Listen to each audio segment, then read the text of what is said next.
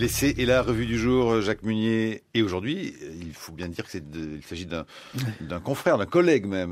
Vous avez parlé, non pas Walter Benjamin, mais Philippe Baudouin, des documents. Qui a fait le choix des documents, des écrits radiophoniques de Walter Benjamin. Traduit par Philippe Ivernel. Voilà, donc je vais vous citer Adorno pour commencer. La radio nous parle, disait-il, même si nous n'écoutons personne. Elle peut faire la grimace, elle peut choquer, elle peut même lever les yeux. On ne sait pas exactement ce qu'il avait en tête avec cette dernière performance, mais peut-être pensait-il à la manière très particulière qu'avait Walter Benjamin de s'adresser en conférence à son public en détournant le regard, comme le raconte son ami Gershom Scholem, et en fixant en permanence un coin du plafond comme si son auditeur était bizarrement placé à cet endroit. La gêne ou la réserve du conférencier devant son public, comme il arrive souvent, faisait place chez l'homme de radio à une profonde empathie à l'égard de l'assemblée anonyme et dispersée des auditeurs, une empathie et un soin que révèlent les textes rassemblés dans ce volume, qu'il s'applique d'ailleurs aux adultes ou aux enfants. Walter Benjamin n'oublie jamais que la communauté des auditeurs est formée d'un ensemble de personnes isolées et qu'en somme, il faut savoir s'adresser à chacune d'entre elles.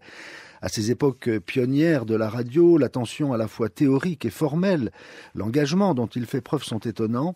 Ils n'ont pas été surpassés. On peut même dire que dans son évolution, le médium a subi une involution par rapport aux utopies dont il était porteur et qui trouvent ici leur expression inaugurale et rafraîchissante.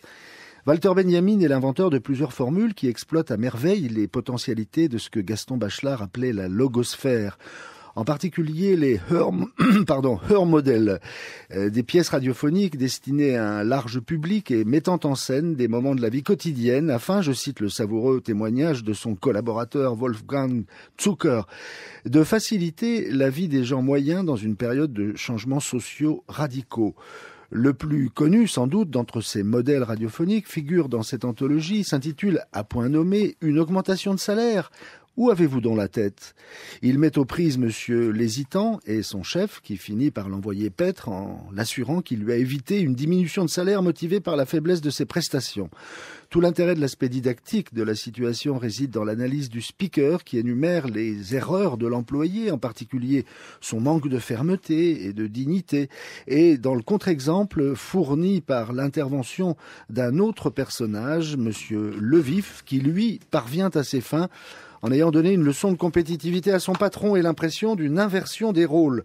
Sa conclusion, je cite, si ce Levif sait si bien m'entortiller ici, il pourra encore mieux négocier avec nos partenaires en affaires. Dans ces près de 90 émissions sur différentes radios allemandes, dont celle de Berlin, on trouve bien d'autres Hörmodell, des scènes de la vie de Berlin, ses camelots, son théâtre de marionnettes, un garçon des rues, les jouets. Et s'il ne l'a pas inventé, il a donné au Hörspiel des développements originaux, comme celui qui figure dans le livre et dont on pourrait tirer toute une passionnante série en changeant seulement de pays, ce que les Allemands lisaient à l'époque où leurs auteurs classiques écrivaient. Il y a aussi ces pièces destinées au jeune public avec des émissions toutes pleines de sons, de bruit, dont les personnages s'invitent sans ménagement dans le studio, avec des voix à différentes distances, des galipettes et des rebondissements, comme dans Charivari autour de Kasperl.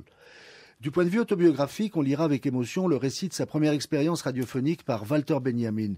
À la minute, l'obsession de l'horloge l'amène à confondre l'aiguille des secondes et celle des minutes. Panique à bord quand il croit s'approcher du temps fatidique, lâche plusieurs feuillets, essaie de se raccrocher plus loin dans son texte, et lorsqu'il pense avoir fait son temps, il s'interrompt et ne voit pas venir le speaker, qui doit prendre le relais, comprend son erreur et le silence, bienfaisant jusque-là, l'enserre comme un filet. Il le reconnaît alors comme celui de la mort qui l'emporte dans 1000 oreilles et 1000 salles de séjour en même temps. Voilà donc Walter Benjamin, écrit radiophonique chez Alia.